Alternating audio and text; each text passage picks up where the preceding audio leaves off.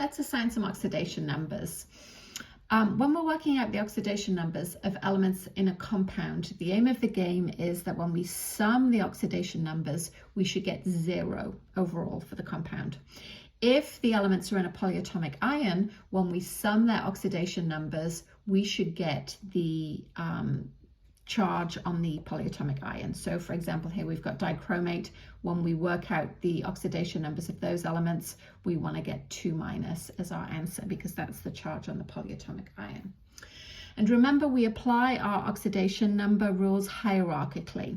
So remember, hydrogen could either be +1 or -1, but we're going to find that out because first we're going to say that aluminum, when aluminum is in a compound, it's usually +3.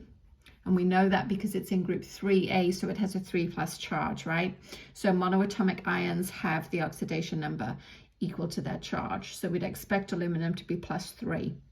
Now, when we sum the oxidation numbers for the compound, we want it to be 0 overall. So that means we need -3 total from the hydrogen, and there's 3 of them. So it should be -1 each, right? So now we've got +3, -3, because we've got 3 times -1 equals 0. So that's good news. Okay, let's take a look at sulfuric acid. Let's start with oxygen. Oxygen is usually -2, and hydrogen is usually +1. So we can use that information to work out the oxidation number on sulfur. We've got 2 hydrogens at +1 each, so that's a total of +2. And we've got 4 oxygens at -2 each, so that's a total of -8.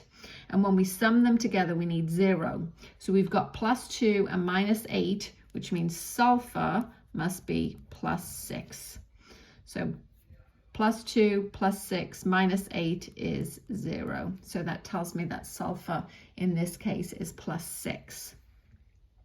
Okay, let's look at our polyatomic ion, dichromate, Cr2O7 2-. As I said earlier, the aim of the game for a polyatomic ion is that when you sum the oxidation numbers, you should get the charge on the ion. So again, let's start with oxygen. Oxygen is usually -2, and there's 7 of them. So 7 times -2 is -14.